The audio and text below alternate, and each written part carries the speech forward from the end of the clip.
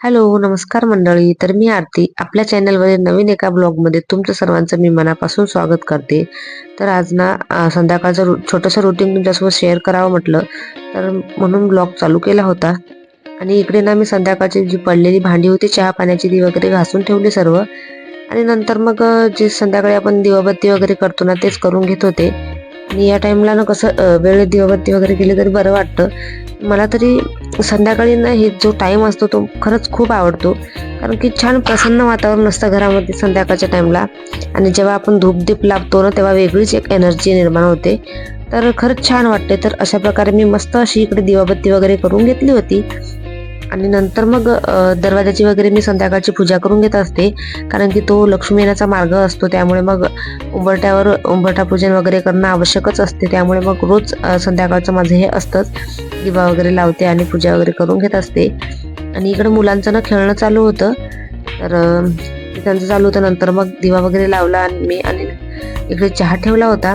कारण की आयुषचे पप्पा आलेले होते, तर त्यांच्यासाठी इकडे मस्त असा चहा ठेवला. आणि नंतर थोडी फार भांडी होती, ती भांडी उचलून घेतली गॅस ओट्यावरची, जी आधी घासून ठेवली होती ती. नंतर लगेचच इकडे मुलांना थोडी भूक लागली होती, तर म्हटलं थोडं हलकं फुलकं काहीतरी बनवून द्यावं. तर मुरमुरे फ्राय केले होते छान कांदा आणि मिरची टाकून. तर तेच इकडे मुलांना पण द्यायचे होते. कारण की मग स्वयंपाकाला थोडा वेळ होता आणि जर जास्त काही दुसरं दिलं असतं ना खायला तर मग नंतर जेवले पण नसते. त्यामुळे मग असं हलकं फुलकं दिलं होतं मी खायला. आणि नंतर स्वयंपाकाची तयारी करत होते, इकडे लागले होते स्वयंपाकाला.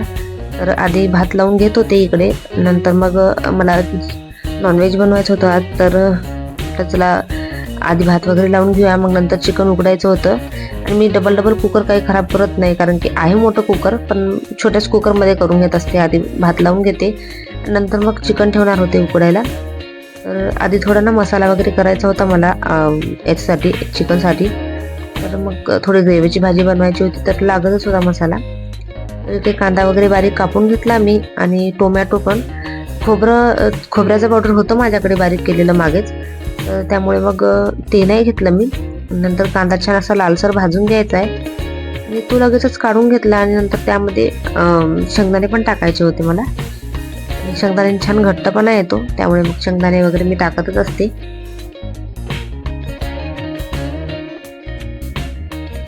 आणि इकडे ना शेंगदाणे पण असे लालसर भाजून घ्यायचे.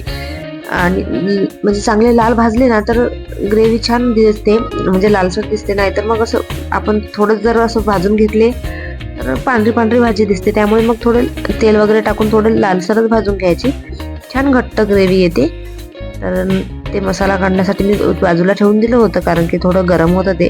तर म्हटलं चला इकडे भाकरी वगैरे करून घेऊया. आणि मी लगेचच भाताचं कुकर थंड झालं होतं, तर ते काढून ठेवलं. आणि इकडे चिकन लावून दिलं होतं कुकरमध्ये वाफ होण्यासाठी. तर म्हटलं तोपर्यंत इकडे भाकरी पण होऊन जातील, नंतर मग भाजीच करायची राहत होती. तर तेच इकडे तयारी करत होते. आणि छान असा एकदा मी उंडा मळून घेत असते भाकरीचा, आणि साईडला ठेवते. नंतर मग भाकरी करून घेते असते. तर थोडं थोडं करून वगैरे भिजवत नाही, असं काही नाही माझं. तर इकडे मस्त अशा भाकरी करत होते. आणि मला पण आधी भाकरी येतच नव्हत्या. मी माझ्या सासूबाईंचं वगैरे बघून बघून शिकले. लग्नाच्या आधी मला काही भाकरी वगैरे येत नव्हत्या, कारण कामच पडलं नाही कधी करायचं. माझी आईच करत होती, त्यामुळे मग मी काही एवढं नव्हतं लक्ष दिलं. पण मग लग्न झाल्यानंतर भाकरी वगैरे करायला शिकले, तरी पण तेवढं काही जमत नव्हतं मला. नंतर कुठं आता थोडंफार जमायला लागल्या भाकरी, पण आता छान होतात भाकरी. आणि थोड्या छोट्याच असते आमच्या घरी, कारण की जास्त मोठी भाकर लागत नाही. त्यामुळे मी छोट्या छोट्याच करते मस्त. टम्म फुगतात छान, बघा किती सुंदर भाकरी होत आहे.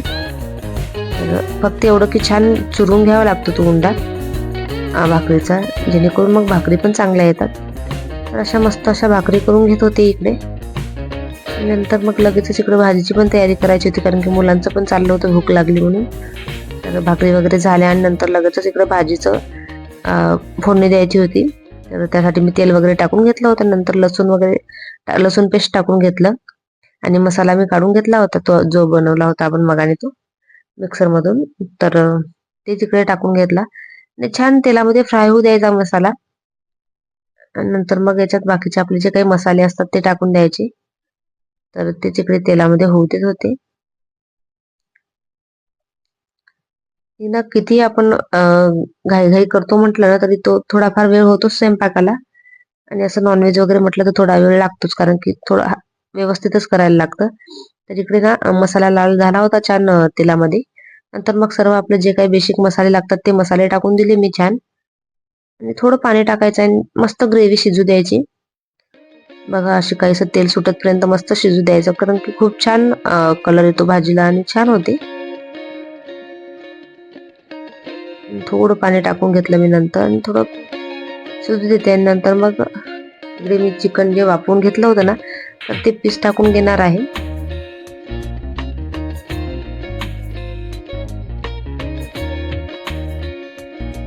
आणि हे पीस पण छान फ्राय होऊ द्यायचे आधी तेलामध्ये. नंतर मग आपल्याला लागेल तसं ग्रेव्हीसाठी पाणी टाकायचं आहे. तर हे उकडून जे घेतलं होतं ना चिकन, तेच पाणी मी टाकणार आहे. थोडंफार मुलांना दिलं होतं प्यायला आणि काही होतं शिल्लक तर तेच टाकणार, कारण की भाजीला टेस्ट छान येते. त्यामुळे मी वेगळं काही पाणी टाकत नाही.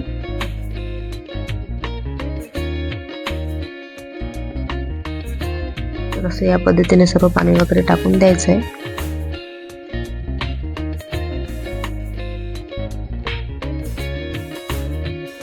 मस्त अशी उकळी येऊ द्यायची, थोडी कोथिंबीर वगैरे सोडून द्यायची त्यावरती. त्याने छान मस्त अशी टेस्ट येते भाजीला.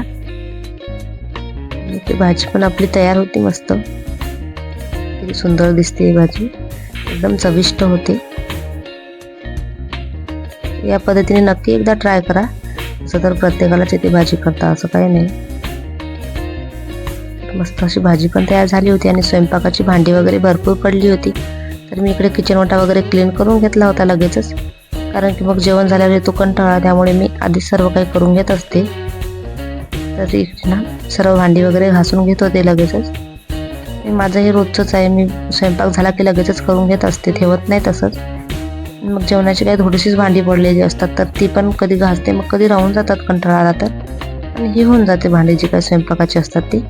आणि बेसिंग वगैरे मी लगेचच घासून घेते, कारण की ना तेलकट डाग वगैरे पडलेले असतात.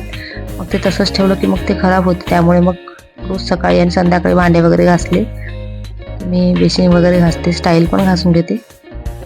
या प्रकारे सगळं स्वच्छ करून घेत आहे आणि हे रोजचंच आहे माझं.